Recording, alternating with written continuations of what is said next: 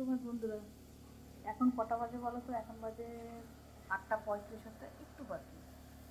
দেখো সব কাজ হয়ে যায় আমার প্রায় 6:30 থেকে 6:45 সব কাজ হয়। নোংরা গাড়ির জন্য এখন বসে আছি। আমাদের এখানে নোংরা গাড়ি খুব দেরি করে আসে, আর নোংরা গাড়িতে না ফেলে আমি স্নান করে আমি কী করে ঢুকি বলো? যার জন্য কালকে গেছে মায়ের একাদশী, ছুটি পেয়ে যায় না সকালে, ভাত টাত তো কিছু খাইনি। তো মা বললো তাহলে আমি ঠাকুর ঘরে ঢুকি। তো মা ঢুকেছে, মা এখানে রান্না করছে, চুমা রান্না। এদিকে ঘোরো মা, সাইডটা দেখো মা কতটা সুস্থ হয়েছে। আমি বসো, একটু প্রসাদ তো নেবা। আলু সেদ্ধ দিয়েছি, কাঁচকলা ভাজা করেছি, আলু সেদ্ধ, কাঁচকলা ভাজা, অন্ন, আর ওখানে মেটে আলুর তরকারি। এই আজকে মেনু। আজকে মা আমার কিছুটা কাজ করেছে, ওই যে ঠাকুর স্নান করেছে, গোপাল আর মা সন্তোষীকে স্নান করিয়েছে। দেখো যত সময় নষ্ট হয় না, এতক্ষণে আবার স্নান পুজো টুজো সব হয়ে যায়। কিন্তু কী করবো, সকালবেলা এই অমূল্য সময়, এই অমূল্য সময়টা এইভাবে আমার নষ্ট হয়। তারপর আমি নাকে মুখে পথ পাই না। ঠিক আছে, সারাদিন সঙ্গে থাকো, দেখতে থাকো। চা করে নিচ্ছে, খাবে। ফোনটা চার্জে ছিল, চার্জ থেকে তুলে এইটুকু ভিডিও করলাম। এরপরে স্নান করে আমি পুজোর পর সেরে যাব মন্দিরে। শনিবার আজকে, এবার হাত যাবে না। দাঁড়া, কোথায় লাইটটা?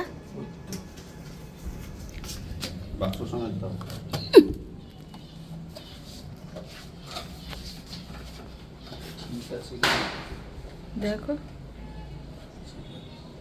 হ্যাঁ ঠিক আছে, তুমি খুলে এতে লাগিয়েছিলে।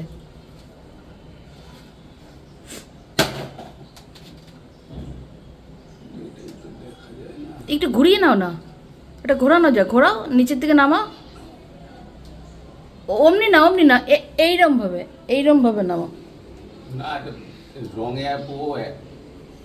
রঙে ফিক্সড করে দিয়েছে।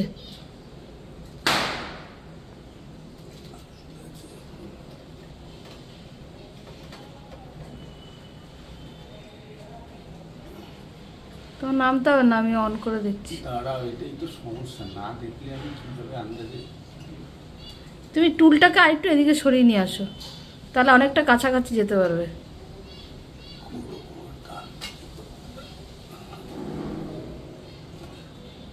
দেখো হাওয়া টাওয়ায় পড়ে যাবে না তো? না না, হাওয়ায় পড়বে কেন? সুইচটা দাও তো গিয়ে।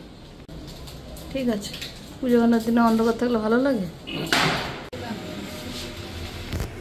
ওই একটা জামার বোতাম সেলাই করবো, কেন সে বল মাছ আছে? না না আছে, সুতো আছে, ওই সুচে তো ওর সমস্যা হয় না।